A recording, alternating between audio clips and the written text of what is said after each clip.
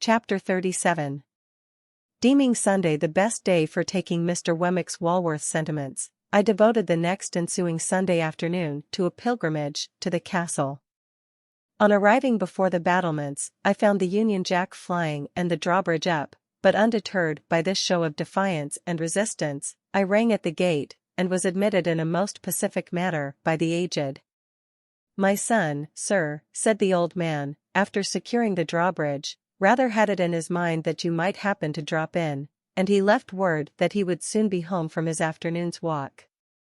He is very regular in his walks, is my son. Very regular in everything, is my son." I nodded at the old gentleman as Wemmick himself might have nodded, and we went in and sat down by the fireside. "You made acquaintance with my son, sir," said the old man, in his chirping way, while he warmed his hands at the blaze, "at his office, I expect?" I nodded. "Ha! I have heard that my son is a wonderful hand at his business, sir?" I nodded hard. "Yes, so they tell me." "His business is the law?" I nodded harder. "Which makes it more surprising in my son," said the old man, "for he was not brought up to the law, but to the wine coopering." Curious to know how the old gentleman stood informed concerning the reputation of Mr. Jaggers, I roared that name at him. He threw me into the greatest confusion by laughing heartily and replying in a very sprightly manner, "No, to be sure, you're right." And to this hour I have not the faintest notion what he meant, or what joke he thought I had made. As I could not sit there nodding at him perpetually, without making some other attempt to interest him, I shouted at inquiry whether his own calling in life had been the wine coopering. By dint of straining that term out of myself several times and tapping the old gentleman on the chest to associate it with him, I at last succeeded in making my meaning understood. "No," said the old gentleman, the warehousing. First, over yonder," he appeared to mean up the chimney, but I believe he intended to refer me to Liverpool, and then in the city of London here. However, having an infirmity, for I am hard of hearing, sir." I expressed in pantomime the greatest astonishment. "Yes, hard of hearing, having that infirmity coming upon me, my son he went into the law, and he took charge of me, and he by little and little made out this elegant and beautiful property. But returning to what you said, you know," pursued the old man, again laughing heartily, "what I say is, no, to be sure, you're right." I was modestly wondering whether my utmost ingenuity would have enabled me to say anything that would have amused him half as much as this imaginary pleasantry, when I was startled by a sudden click in the wall on one side of the chimney, and the ghostly tumbling open of a little wooden flap with John upon it. The old man, following my eyes, cried with great triumph, "My son's come home," and we both went out to the drawbridge. It was worth any money to see Wemmick waving a salute to me from the other side of the moat, when we might have shaken hands across it with the greatest ease. The aged was so delighted to work the drawbridge, that I made no offer to assist him, but stood quiet until Wemmick had come across, and had presented me to Miss Skiffins, a lady by whom he was accompanied. Miss Skiffins was of a wooden appearance, and was, like her escort, in the post office branch of the service. She might have been some 2 or 3 years younger than Wemmick, and I judged her to stand possessed of portable property. The cut of her dress from the waist upward, both before and behind, made her figure very like a boy's kite, and I might have pronounced her gown a little too decidedly orange, and her gloves a little too intensely green. But she seemed to be a good sort of fellow, and showed a high regard for the aged. I was not long in discovering that she was a frequent visitor at the castle, for, on our going in, and my complimenting Wemmick on his ingenious contrivance for announcing himself to the aged, he begged me to give my attention for a moment to the other side of the chimney, and disappeared. Presently another click came, and another little door tumbled open with Miss Skiffins on it, then Miss Skiffins shut up and John tumbled open, then Miss Skiffins and John both tumbled open together, and finally shut up together. On Wemmick's return from working these mechanical appliances, I expressed the great admiration with which I regarded them, and he said, "Well, you know, they're both pleasant and useful to the aged." And by George, sir, it's a thing worth mentioning, that of all the people who come to this gate, the secret of those pulls is only known to the aged, Miss Skiffins, and me. And Mr. Wemmick made them, added Miss Skiffins, with his own hands out of his own head. While Miss Skiffins was taking off her bonnet, she retained her green gloves during the evening as an outward and visible sign that there was company. Wemmick invited me to take a walk with him round the property, and see how the island looked in winter-time. Thinking that he did this to give me an opportunity of taking his Walworth sentiments, I seized the opportunity as soon as we were out of the castle. Having thought of the matter with care, I approached my subject as if I had never hinted at it before. I informed Wemmick that I was anxious in behalf of Herbert Pocket, and I told him how we had first met, and how we had fought. I glanced at Herbert's home, and at his character, and at his having no means but such as he was dependent on his father for, those, uncertain and unpunctual. I alluded to the advantages I had derived in my first rawness and ignorance from his society, and I confessed that I feared I had but ill repaid them, and that he might have done better without me and my expectations. Keeping Miss Havisham in the background at a great distance, I still hinted at the possibility of my having competed with him in his prospects, and at the certainty of his possessing a generous soul, and being far above any mean distrusts, retaliations, or designs. For all these reasons, I told Wemmick, and because he was my young companion and friend, and I had a great affection for him, I wished my own good fortune to reflect some rays upon him, and therefore I sought advice from Wemmick's experience and knowledge of men and affairs, how I could best try with my resources to help Herbert to some present income, say of 100 a year, to keep him in good hope and heart, and gradually to buy him on to some small partnership. I begged Wemmick, in conclusion, to understand that my help must always be rendered without Herbert's knowledge or suspicion, and that there was no one else in the world with whom I could advise. I wound up by laying my hand upon his shoulder, and saying, I can't help confiding in you, though I know it must be troublesome to you, but that is your fault, in having ever brought me here. Wemmick was silent for a little while, and then said with a kind of start, Well, you know, Mr. Pip, I must tell you one thing. This is devilish good of you. Say you'll help me to be good then, said I. Ecod, replied Wemmick, shaking his head, that's not my trade. Nor is this your trading place, said I. You are right, he returned. You hit the nail on the head. Mr. Pip, I'll put on my considering cap, and I think all you want to do may be done by degrees.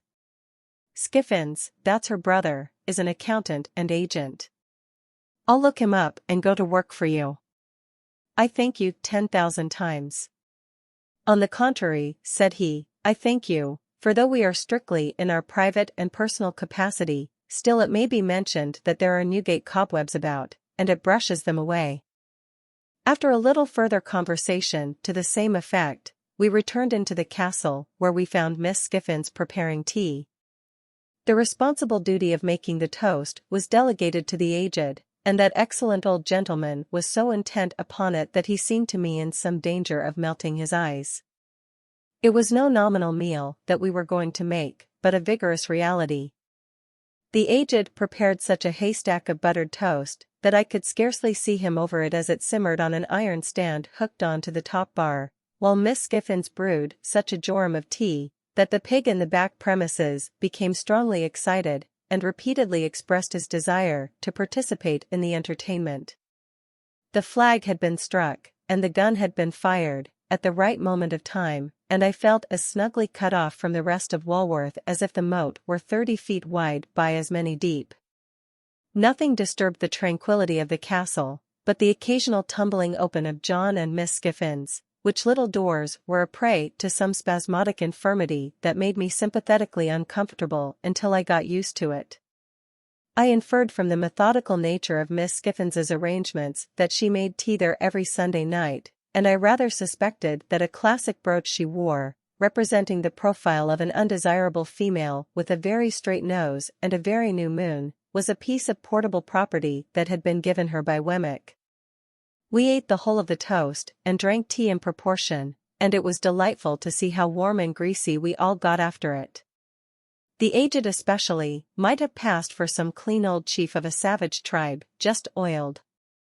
After a short pause of repose, Miss Skiffins, in the absence of the little servant who, it seemed, retired to the bosom of her family on Sunday afternoons, washed up the tea things, in a trifling ladylike amateur manner that compromised none of us. Then, she put on her gloves again, and we drew round the fire, and Wemmick said, "Now, aged parent, tip us the paper." Wemmick explained to me, while the aged got his spectacles out, that this was according to custom, and that it gave the old gentleman infinite satisfaction to read the news aloud. "I won't offer an apology," said Wemmick, "for he isn't capable of many pleasures, are you, aged P?" "All right, John, all right," returned the old man, seeing himself spoken to. "Only tip him a nod every now and then when he looks off his paper," said Wemmick, "and he'll be as happy as a king. We are all attention, aged one." "All right, John, all right," returned the cheerful old man, so busy and so pleased that it really was quite charming. The aged's reading reminded me of the classes at Mr. Wopsle's grey tents, with the pleasanter peculiarity that it seemed to come through a keyhole.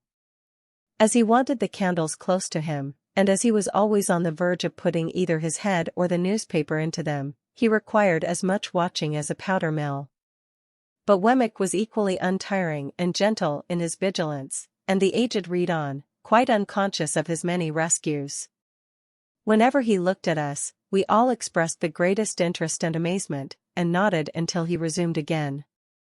As Wemmick and Miss Skiffins sat side by side, and as I sat in a shadowy corner, I observed a slow and gradual elongation of Mr. Wemmick's mouth, powerfully suggestive of his slowly and gradually stealing his arm round Miss Skiffins's waist. In course of time I saw his hand appear on the other side of Miss Skiffins, but at that moment Miss Skiffins neatly stopped him with the green glove, unwound his arm again as if it were an article of dress, and with the greatest deliberation laid it on the table before her. Miss Skiffins's composure while she did this was one of the most remarkable sights I have ever seen, and if I could have thought the act consistent with abstraction of mind, I should have deemed that Miss Skiffins performed it mechanically. By and by, I noticed Wemmick's arm beginning to disappear again, and gradually fading out of view. Shortly afterwards, his mouth began to widen again. After an interval of suspense on my part that was quite enthralling and almost painful, I saw his hand appear on the other side of Miss Skiffins. Instantly, Miss Skiffins stopped it with the neatness of a placid boxer, took off that girdle or cestus as before, and laid it on the table. Taking the table to represent the path of virtue, I am justified in stating that during the whole time of the aged's reading, Wemmick's arm was straying from the path of virtue and being recalled to it by Miss Skiffins. At last, the aged read himself into a light slumber. This was the time for Wemmick to produce a little kettle, a tray of glasses, and a black bottle with a porcelain-topped cork, representing some clerical dignitary of a rubicund and social aspect. With the aid of these appliances, we all had something warm to drink, including the aged, who was soon awake again. Miss Skiffins mixed, and I observed that she and Wemmick drank out of one glass. Of course I knew better than to offer to see Miss Skiffins home, and under the circumstances I thought I had best go first, which I did, taking a cordial leave of the aged, and having passed a pleasant evening. Before a week was out, I received a note from Wemmick, dated Walworth, stating that he hoped he had made some advance in that matter appertaining to our private and personal capacities, and that he would be glad if I could come and see him again upon it. So, I went out to Walworth again, and yet again, and yet again, and I saw him by appointment in the city several times, but never held any communication with him on the subject in or near Little Britain.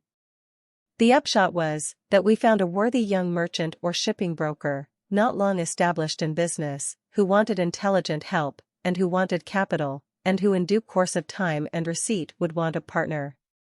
Between him and me, secret articles were signed of which Herbert was the subject, and I paid him half of my £500 down, and engaged for sundry other payments, some, to fall due at certain dates out of my income, some, contingent on my coming into my property. Miss Skiffins's brother conducted the negotiation. Wemmick pervaded it throughout, but never appeared in it. The whole business was so cleverly managed, that Herbert had not the least suspicion of my hand being in it.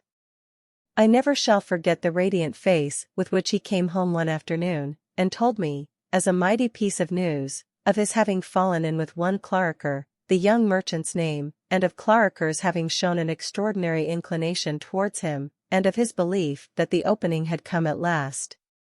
Day by day, as his hopes grew stronger and his face brighter, he must have thought me a more and more affectionate friend, for I had the greatest difficulty in restraining my tears of triumph when I saw him so happy.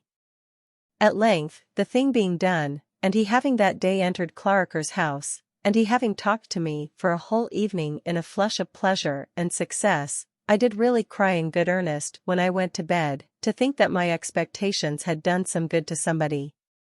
A great event in my life, the turning point of my life, now opens on my view. But, before I proceed to narrate it, and before I pass on to all the changes it involved, I must give one chapter to Estella. It is not much to give to the theme that so long filled my heart.